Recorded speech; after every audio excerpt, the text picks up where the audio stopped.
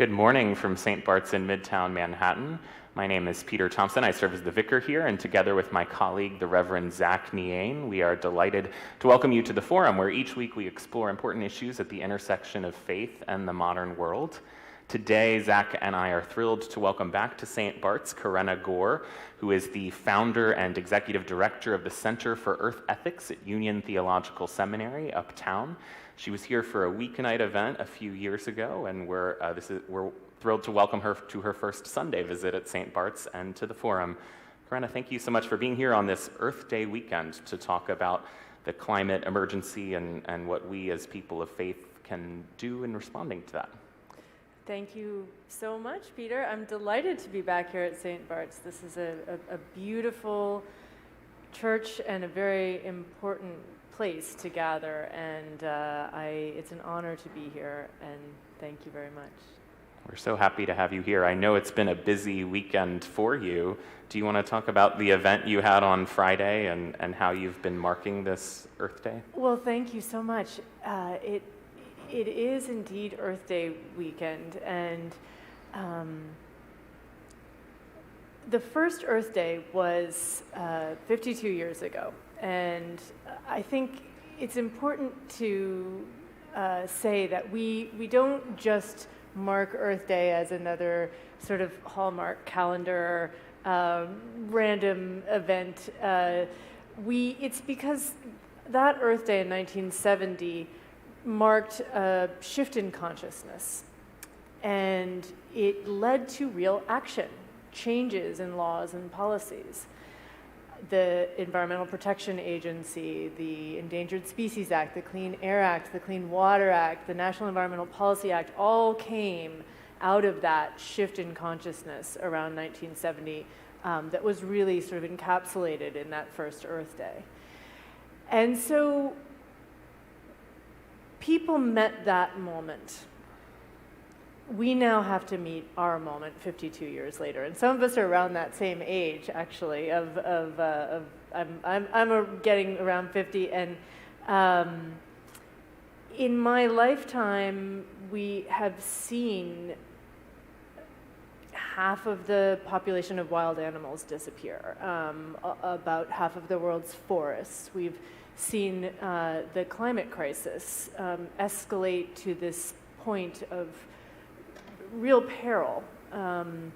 And so we really do face a situation now where we have to think about what are we going to do? Who are we as a human species? And obviously the we in that is a difficult one to say, because we know that the main drivers of the climate crisis, the two modern megatrends of pollution and depletion. So mainly that carbon pollution and methane that goes into the atmosphere in the heat-trapping greenhouse gases, and then depletion, and mainly those carbon sinks that absorb the carbon naturally, like forests and wetlands. So these two modern megatrends have been increasing in scale and pace.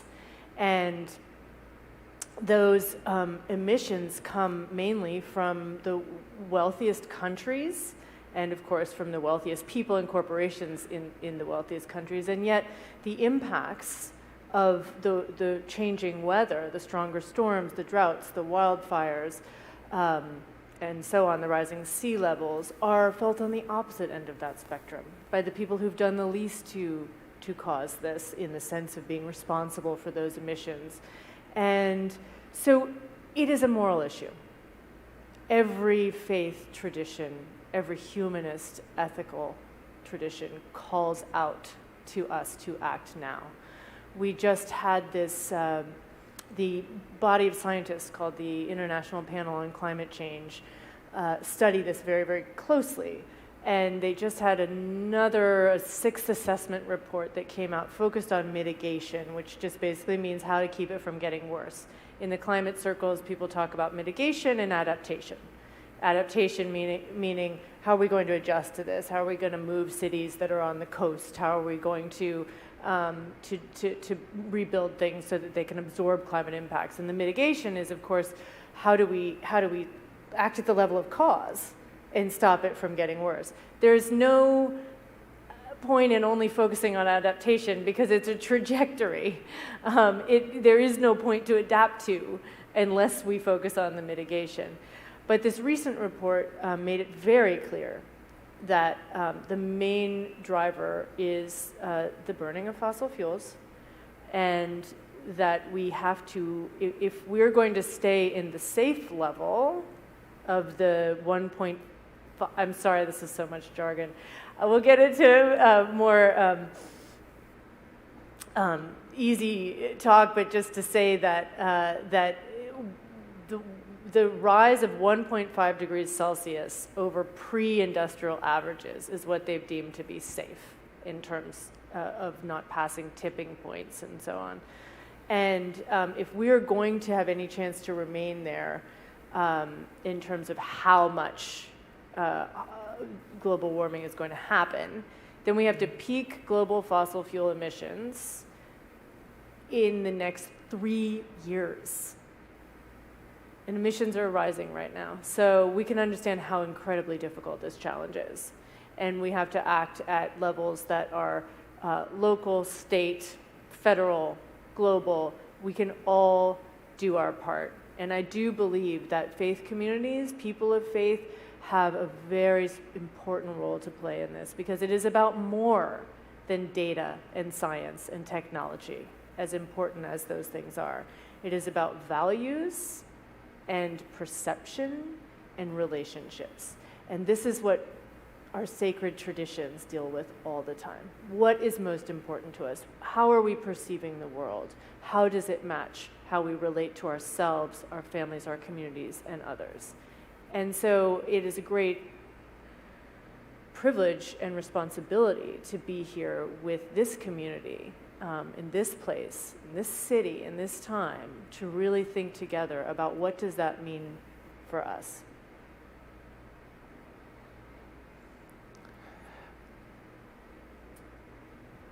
Well, just to get right into it, Corinne, you speak of the climate crisis as a moral issue. I would contend that it's also a spiritual issue. And what we hear so often with these big crises in our world is how folks can feel so paralyzed by the bigness of the challenge and so insignificant and helpless as individuals. What do you think we should do with those feelings of insignificance and helplessness, and how can we as individuals and faith communities of all sizes and kinds have the most impact now?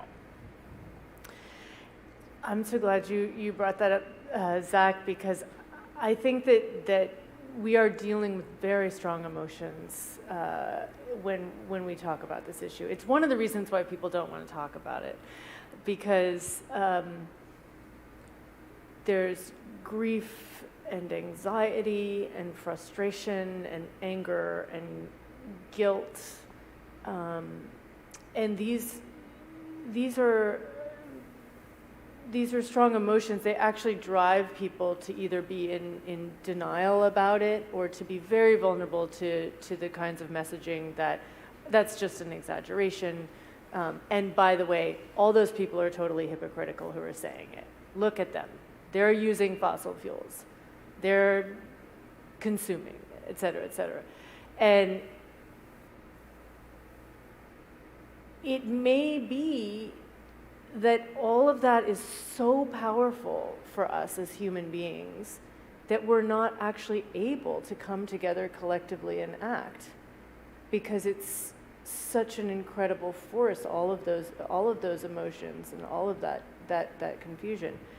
But it also might be that if we draw deeply from those wisdom traditions in which we can see from the prophets of the Hebrew Bible, the teachings of Jesus, the teachings from our Thich Nhat Hanh and people of East Asian traditions and Indic traditions and indigenous traditions who sometimes emphasize different things like balance and harmony and going within in a contemplative way to be in right relationship with your mind and mindfulness. If it may be that if we draw on all those things, and each of us in our own way, that we're able to overcome those feelings. But I would say in terms of the anxiety and the fear part of it, that we should witness those feelings, bear witness, which is a concept from faith traditions as well. In fact, one of the strange things is that people are going along as if nothing is wrong, right? And so we want to understand that anxiety and fear are and grief are actually healthy human responses. But then we need to break the isolation and then connect with other people. And so people are acting in different ways. I don't know if people have seen, there are some scientists who are doing civil disobedience actions now. They're going to risk arrest very intentionally in public in order to draw attention to the fact that this is how bad it is, that I'm willing to do this. There are people, obviously, who are taking it just straight into legislative advocacy, going into, on a state level and on a national level. I mean, there was a rally just yesterday in front of the White House. We, at Union Theological Seminary, and by the way, we have Episcopal Divinity School at Union Theological Seminary, and a lot of wonderful scholarship and action going there. I encourage people to check out what's happening at Union in general. We, our colleagues at the Cairo Center have partnered with Reverend Dr. William Barber II to do the Poor People's Campaign, a national call for moral revival. And they have a gathering on the Washington Mall on June 18th, where they are putting pressure for federal legislation, which is including the climate legislation. It used to be called Build Back Better. We have a very difficult situation in the national political scene regarding climate legislation, but these are the things that we have to work through. In faith circles and communities, we often don't want to talk about politics. We want to have a break from that and go deeper. But then again, when we're dealing with an issue like the climate emergency and the climate crisis, there's no way to solve it without engaging in the world. And so it's a long answer to your question, but I think that those emotions and feelings are actually healthy, although they're difficult, and we have to somehow turn them into fuel for the action that is required. I see what you did there. Corinna, I'm wondering if you can tell us a little bit about your own journey and how you decided to pursue this vocation at the intersection of climate activism and religion and spirituality. Well, thank you. So I did not intend to go into working in the climate movement per se. I grew up around the conversation about climate because my father was very involved in it. But I didn't see myself having a role. I actually worked as a lawyer so I moved to New York City right when I got married in 1997. So I've lived here for a pretty good long time now. And I worked as a lawyer, as a nonprofit administration at mainly Association to Benefit Children, a wonderful organization here in the city. And I wrote a book about history, I was involved in politics a little bit, tangentially, vicariously, but also in the 2000 campaign. And I felt really disappointed after that didn't work out the way that I had wanted. And also the process of it, we've all sort of noticed, I think, that our national discourse has become so untethered to our deepest values and concerns, and that was starting to happen around that time. And so I felt so disillusioned and sad after that, and I wrote this book that was about 9 women behind major change in the United States called Lighting the Way, and I wrote about women who are not as well known. And part of that was to think about how does change actually happen. When you look back at abolitionism, at the civil rights movement, at ending child labor, public health as a concern, how did these things come to be? And a lot of times it's not the famous people that we've all heard of, you know, it's people that have been working behind the scenes movement building. And so I wrote about women like Mother Jones, Ida B. Wells Barnett, Septima Clark, Alice Hamilton, Frances Perkins, Dolores Huerta. And I really felt drawn to that type of political change rather than only working campaigns is important, but rather than only that, thinking about movement building from the ground up about the things we care about. Then when I went to Union Theological Seminary for a master's degree, it was a transformative educational experience. I was very interested in ethics, and Reinhold Niebuhr was there for a lot of his career, who in his day was an important moral philosopher and ethicist who had made a real difference in this country's political agenda and international affairs as well as domestic. And so I went to Union on purpose, and I was very much looking for that connection between our faith traditions and values and the kind of public square. But again, was not intending to go into climate work.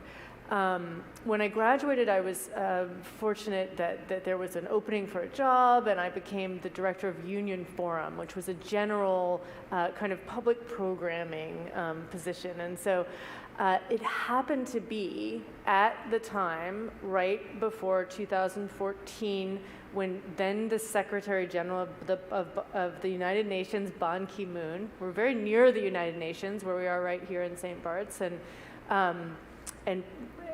Union's not far from here. And we'd been thinking a little bit about how do we connect to what's happening at the United Nations. How do we make that legacy of ethics and moral philosophy match up to what they're talking about at the United Nations? And when Ban Ki-moon called the Climate Summit that year, and this was, there was a big People's Climate March. It was before the Paris Agreement. It was before Pope Francis started his ministry very clearly with Laudato Si. It was, people said, oh, he's going to write something. He's going to say something. It was before that. And so that moment to organize we organized a conference at Union called Religions for the Earth. And the process of planning that conference was what changed my life, because I came to realize that exploring the moral and spiritual dimensions of the climate crisis is a thrilling, compelling thing to have the opportunity to do, and there is so much work to be done there. And I mean, I believe that each of us has a role in that, in whatever way. And I happen to be at Union, so my role seemed to be to shift from having a general Union Forum job to doing a little center called the Center for Earth Ethics, where we could carry that through. And of course, I was fortunate to have the support of President Jones at Union and others to be able to do that. So that's how I got into it. And now Center for Earth Ethics is, we technically launched on Earth Day, actually, 2015. And now we carry on with our work. Excellent. I remember when you were here 3 years ago, it seemed like a climate emergency. The energy was palpable. You know, there were protests happening in front of the UN. Greta Thunberg was in the news a lot. And in the past 3 years, there have been a lot of other things that have happened. A little something called COVID-19, huge racial reckoning, which was already happening with Black Lives Matter, but after the murder of George Floyd was very much in the news. And I'm wondering, how do we think about these other issues that kind of took center stage and their relationship to climate justice? It doesn't have to be a false dichotomy where we're only focusing on climate change or only focusing on racial justice. How do we make sense of, as people of faith, as people concerned about what is right in the world, trying to achieve justice in all of these areas at once? Yes. It's a very good question. And we had an Earth Day event at Union yesterday. And you can watch it if you want. It's 3 hours long. It's on our YouTube channel. The reason I just thought of it is because we had Reverend Lennox Yearwood was one of our speakers, and he was talking about exactly that racial justice is climate justice. You can't separate the two, that we must have this intersectional movement. And others spoke well. And there's a lot of art that we had in that program. So if I encourage you all to check it out if you're interested at centerforearthethics.org. But let me say in answer to your question that I actually feel like being involved in the faith part of the climate space was what led us at Center for Earth Ethics to really believe, even long ago when we first started, that the key was to look at those connections, it used to be that people thought environmental and climate issues, a lot of people, that it was too much of a white-led movement, that this was distracting from concerns of poverty and race and ignoring them. And some of that was a really actually important critique of how that movement came to be and its blind spots. And so a lot of that work is being done now to rectify that.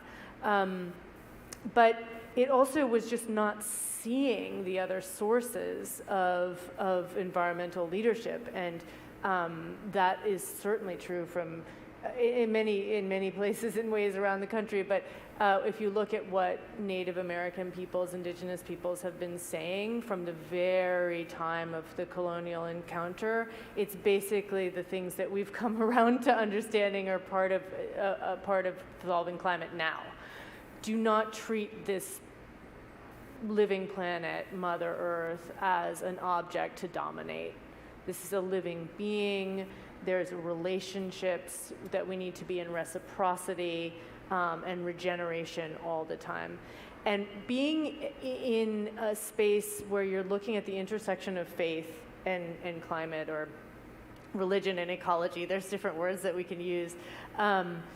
Most of it is seeing the incredible gifts that come from faith traditions, from sacred texts and teachings, from ritual and ceremony, from understanding moral and spiritual dimensions of life. But some of it is actually that hard work of looking at, is there any place in which religion and faith has actually been part of the problem? And I learned first at Union as a student about some of the roots of, and this is from James Cone, who was a professor at Union, did Black liberation theology, and he would teach different systematic theologies. So part of that was having us read Vine Deloria, a Native American theologian, who wrote about the doctrine of discovery.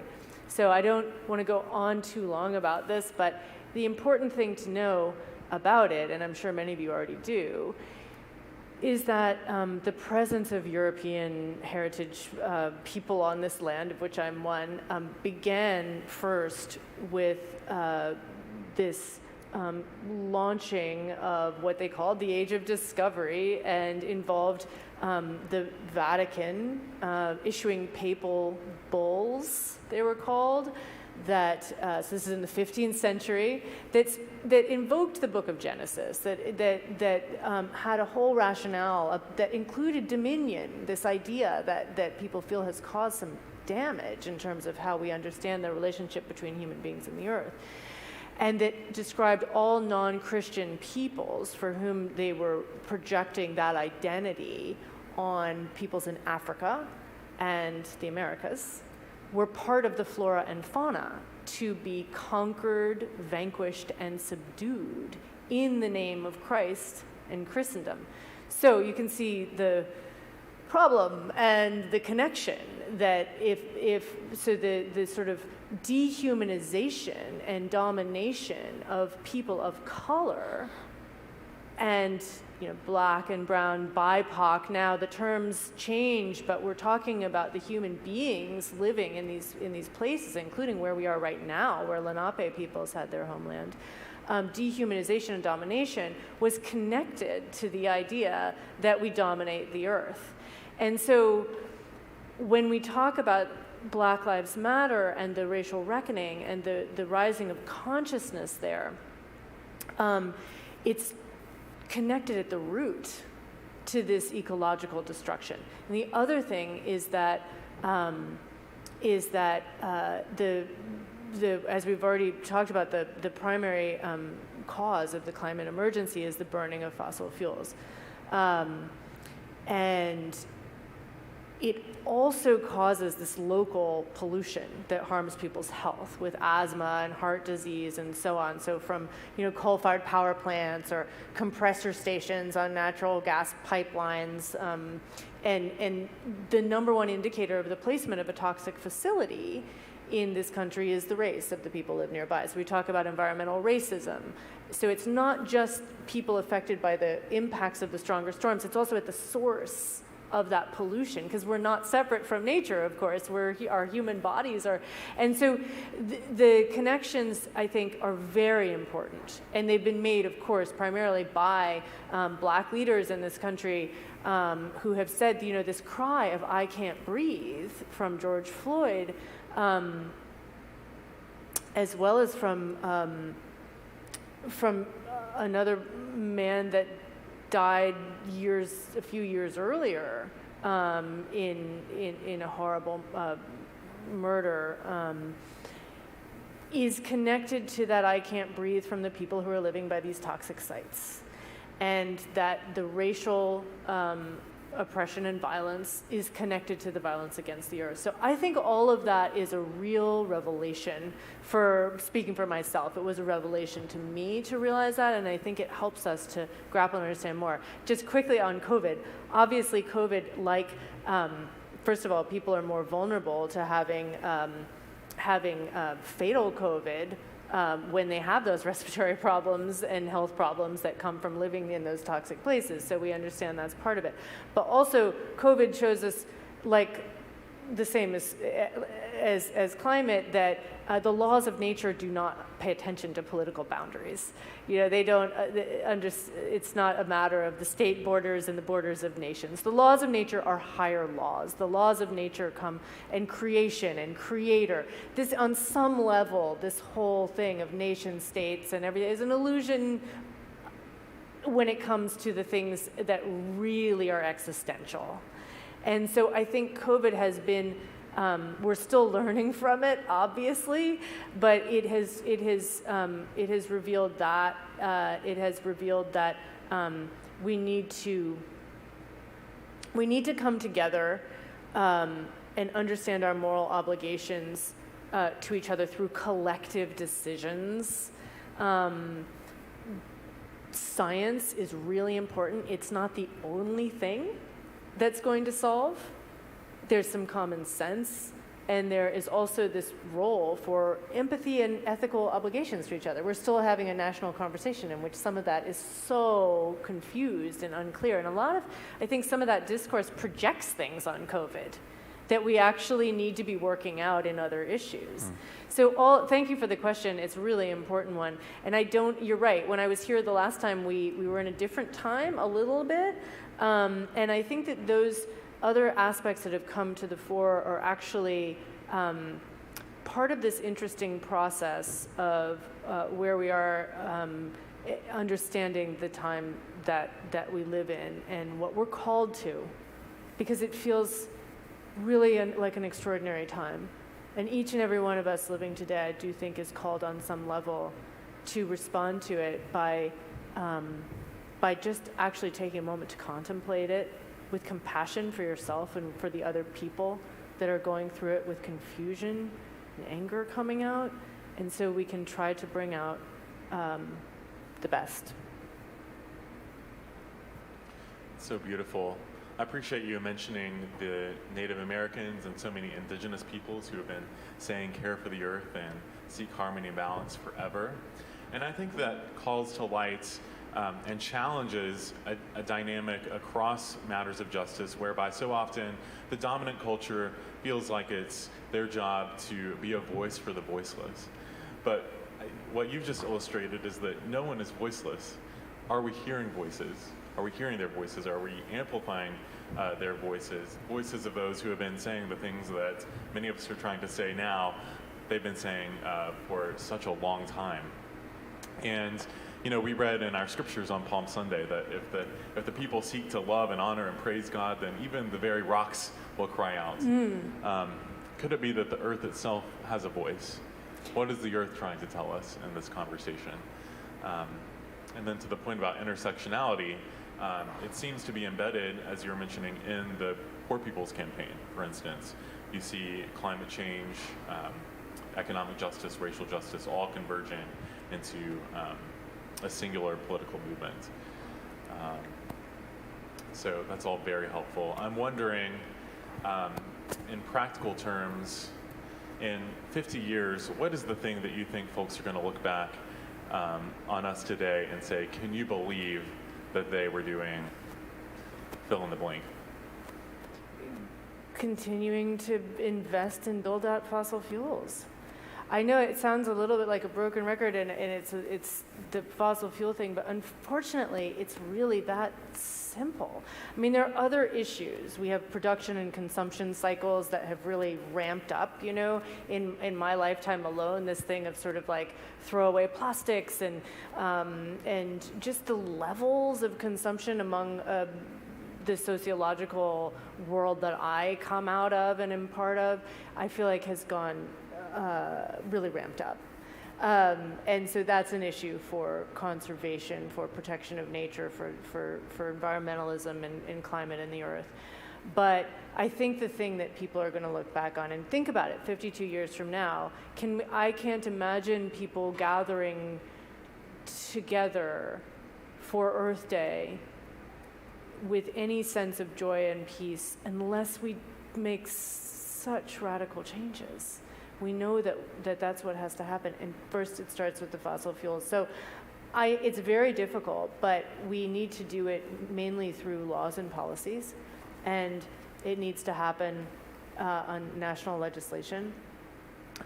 So I do believe that it is an act of faith to try to politics is heartbreaking and distasteful in so many ways, but to just try to do your part to engage, to push the national legislation. And then, of course, you know, there were activists that went up to Albany yesterday. You know, we have a state government here, and people on live stream may be watching in other states where you can also hasten transition to clean energy, retrofit buildings, work on food systems. I mean, that's the other thing, I think, that people will look back and say, you know, a lot of the food produced is actually, it's making the earth sick and it's making people sick. I mean, there's now as much obesity as a really horrible epidemic as malnourishment and starvation in the world. This is from the UN Food Systems Summit information that just happened earlier this year. And so that the food is making people sick from the food systems that are focused on profit and kind of pace and scale of selling products, as opposed to understanding that food is nourishment for our bodies, and food is other living beings. That's what it is. It's plants and animals, and I think people will look back and say, why would they still be investing in building out fossil fuel infrastructure? So when you see, and why would they be not fixing food systems to be more regenerative, localized, and healthy for people? And the good news is that in both of those fronts, there are people working very hard. And sometimes those people are treated as if they're extremists, they're activists, they're radicals, people who are protesting fossil fuel pipelines, or, and just the important thing for those of us, I think, who are in communities of faith, who have, who sit around dinner tables and sit maybe in church pews and sit in forums like this, is to remind people and to realize those people are not radical. Those people are not extremist. What's extreme is to carry on like nothing's wrong. So those are a couple of answers to your question. And then, there are other issues that aren't as related, but see, we're very worried about, obviously, violence and racism and how all these things are connected. And I do think it's appropriate to look at those root causes being similar, and to try to work on having a national conversation that is more sane and compassionate. And I think not to turn away, right? I just moved from Atlanta. I would love to say that I'm absolved because I got rid of my car when I moved to New York City. But to really look at the root problems and the systemic problems, and to ask myself, how am I called deeper into engagement politically, systemically, and in the public square? So we have a few minutes left for questions. You can submit questions using the live chat function on Facebook, the comments function on YouTube. You can also email me, pthompson@stbarts.org. That's pthompson@stbarts.org. And if you're in the room here in person, Excel Baguma is in the back, and she has comment cards that you can write out a comment or question for Corinna, and she will get those to me. While we're waiting for those, I'm wondering if are there faith leaders or communities of faith that you can look to and say, these are folks who are leading the way and are examples that we should emulate in terms of our own efforts for climate justice? That's a good question. There are so many. I would hesitate to name just a few, but I would say, let me say that when you first said that, the thing that came to mind was Soulfire Farm in upstate New York, which is led by this woman, Leah Penniman. And it's funny because it's not a faith community, but per se. But I was just looking at her book yesterday, and there's a part in it about offerings to the land, and music and song and ritual as part of growing food. And I'm realizing that when we're in a time in which things are changing regarding what we mean by faith communities. And I think that one of the gifts being in, we talked earlier about the doctrine of discovery, and so sometimes people think, oh, the church is too complicit in colonization and this is all the same. I don't think that's true. I think that when you come to a church and you're part of a faith community, that's where people are making their own music. How much, that's decolonization right there. That's where people are coming together to talk about what's most important to them, or sharing in fellowship, or inviting people in without charging them admission, and just being here in a compassionate, open-hearted way. So I think every faith community that's carrying that tradition on is really creating the spaces that we need. So right now, maybe they're not as activated as we want them to be, because people have so much else going on, and people have COVID, and people still aren't quite sure maybe how they feel about traditional organized religion. But the spaces and holding that space is so vital for this movement that I just want to thank you all for doing that, and to say that I think it's coming. More is going to be coming. Also, there are three main roles, I would say, for faith communities: prophetic, pastoral, and practical. Prophetic is telling the truth, which we need to do more than ever now, seeing things like the prophets of the Hebrew Bible. The way the world tells you to measure value is not reliable. We have people measuring value according to gross domestic product. It doesn't count pollution, doesn't count depletion, doesn't count inequality. Prophetic is seeing on that God's eye view. Pastoral, helping people through those emotions you were talking about earlier, the grief, the anxiety, the fear, being with people in this time of change. And then practical is things like greening houses of worship, thinking about energy efficiency, thinking about compost and where does our electricity come from, where does our waste go, where do our investments go, divestment from fossil fuels, and so on. There's a host of practical issues, but those are 3 ways in which faith communities can engage. We have a question about nuclear power and to what extent, if any, you see nuclear power as having a role in weaning us away from fossil fuels.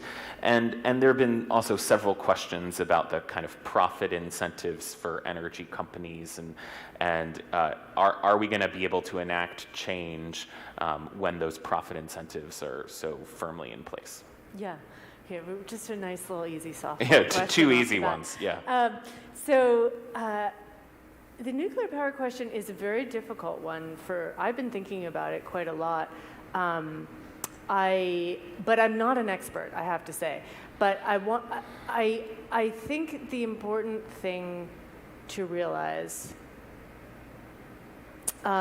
is that in the climate emergency, we do have to do everything possible to stop those emissions. I think it's so perilous that all of the problems with nuclear energy, which are very, very serious, it's dangerous, there's waste that is,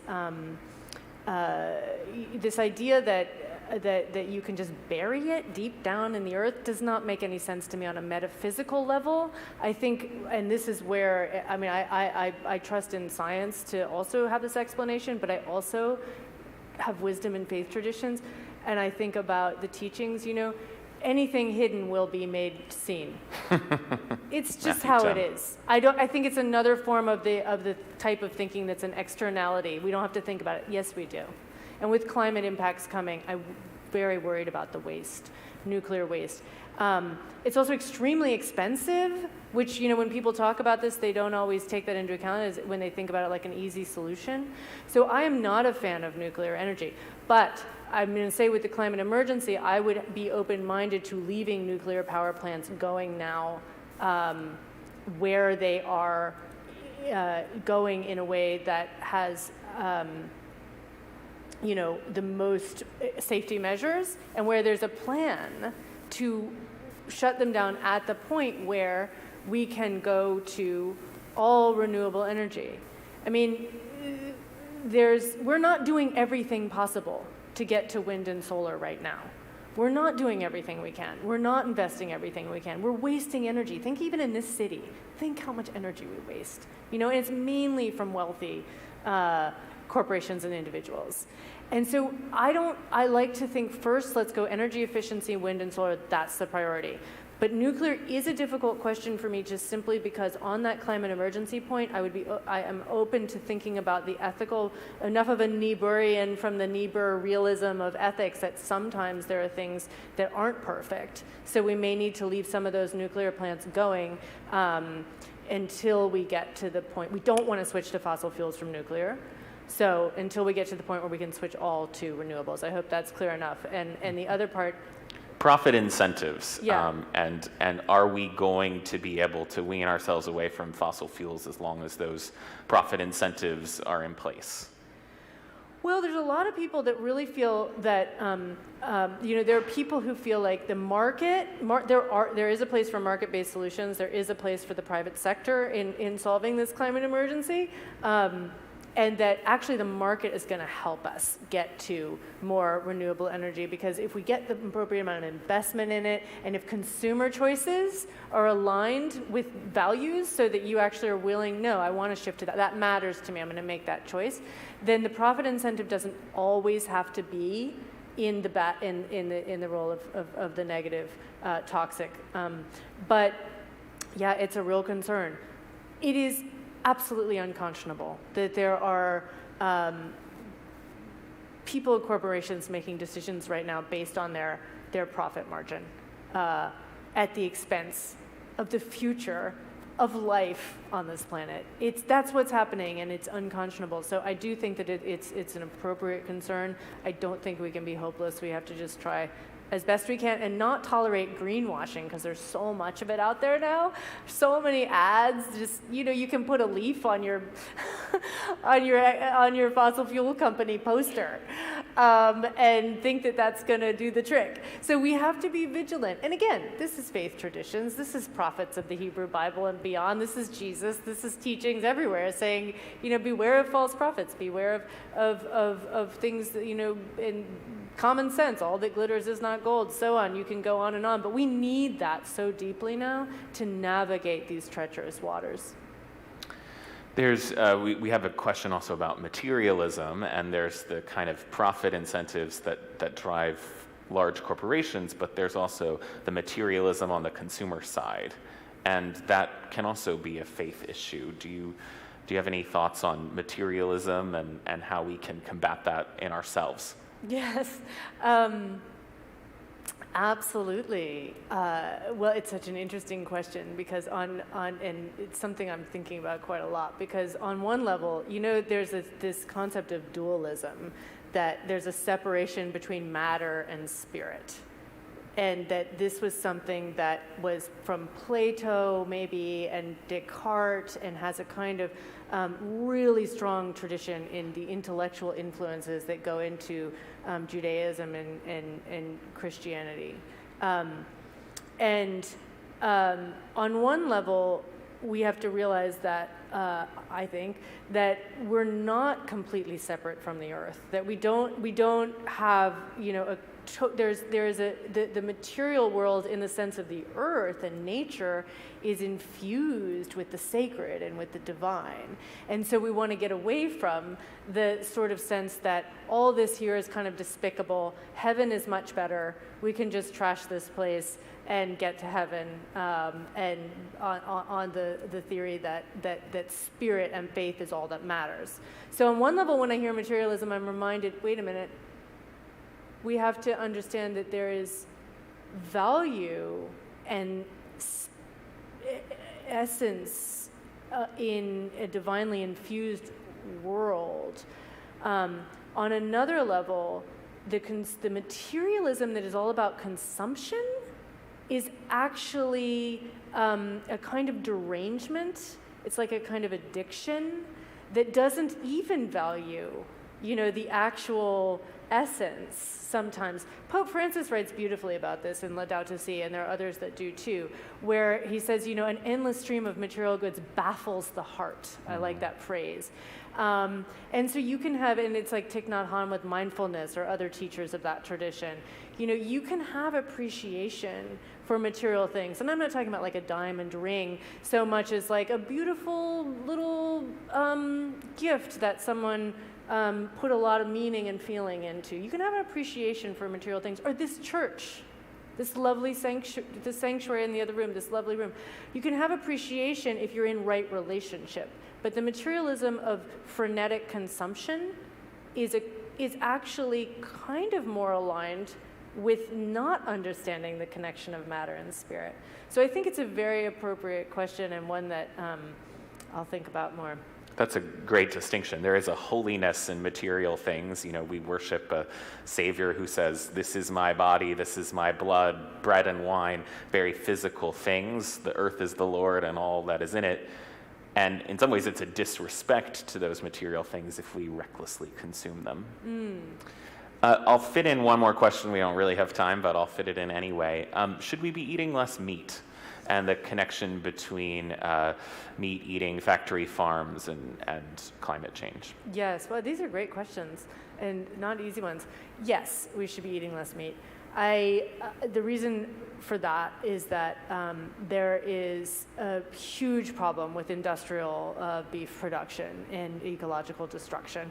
There are emissions that come from it in many forms. There's methane from cattle, but it's also the deforestation that's going on in places where they're raising animals, and the feed that's needed to growing a lot of these crops that are also deforestation for soy and so on, are actually for animal feed to feed the beef. So it's incredibly inefficient. It pollutes a lot. It's not in line culturally with where human beings were. It's ramped up. People used to eat meat in most cultures more mindfully and less often. It's now out of control for the planet, and health-wise, of course, it's also can be problematic. So absolutely, we should be eating less meat or no meat. I am myself always aware. This goes directly to the previous question that we just talked about. That there are cultures, like indigenous cultures, like the Lakota, the Pteoyate, the Great Buffalo Nation, they called themselves. Think about how they related to the buffalo. That was meat to eat and hide for clothing and spiritual connection to that animal, honoring that animal when eating the meat. Very far from factory farms, obviously. And so I think we have to also, when we talk about meat eating, understand that we're talking about the modality of meat production right now is completely unethical and inhumane. And so as a whole, it's better for us to leave it aside or eat less of it. And I'm glad the question is asked. But I also think that we need to be respectful of those cultures, like Lakota and others, where they didn't have that mentality, and they have that connection, and they don't need to be lectured to not eat meat, if that makes sense. Mm.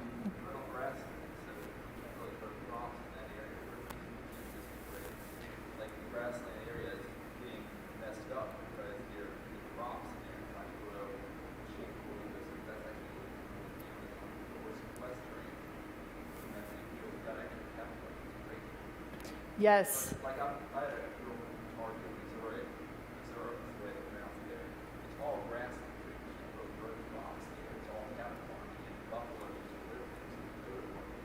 Chasing buffalo to back people in grassland. Yeah, and for those on the live stream that can't hear, this gentleman is saying that the ecosystem where you in the plains was not meant for growing crops, and the animals were there, and you can't just turn, and what I'm hearing and thinking about is that, we need to reconnect to place. We need to understand the connections to our local ecosystems.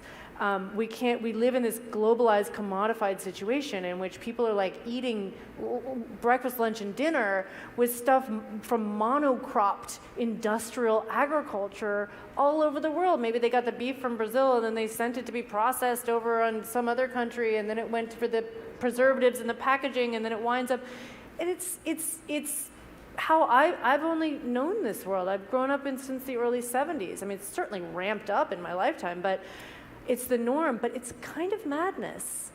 And it's no wonder the Earth's system is collapsing. We have to understand that.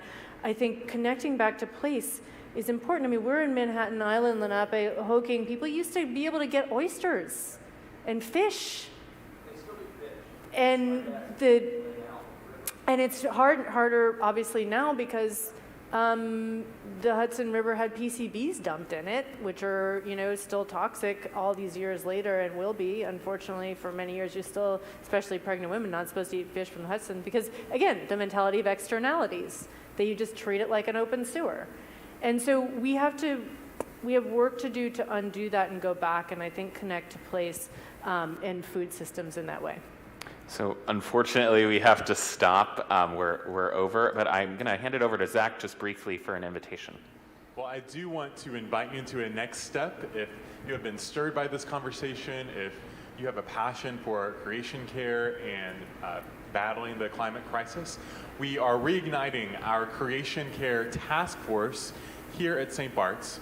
And you can sign up at stbarts.org/creationcare. That's stbarts.org/CCCCare. CreationCare, stbarts.org/creationcare. Sign up for the task force, but I want to say that the task force is not about simply greenwashing the congregation, right? We need folks who are energized to help create a culture of creation care and raise the awareness in a way that permeates the entire parish. So if you feel called to that, please sign up, and the conversation and the work will continue. But Corinna, thank you so much. You have been radiant. This has been so stimulating. Thank you, thank you. It's been a pleasure. Thank you, Zach. Thank you, Peter. Thank you all. Thank you, St. Bart's. Thanks for being here, everyone, in person or online. We hope you'll join us for worship in a few minutes at 11 a.m. And next week, we'll be welcoming Amy Cunningham, who is a funeral director, and we'll be talking about how we deal with our human deaths. And she actually is going to talk a little bit about green burials in a connection to today's discussion. So we hope you'll join us next week at 10 a.m. for that. Take care. Awesome.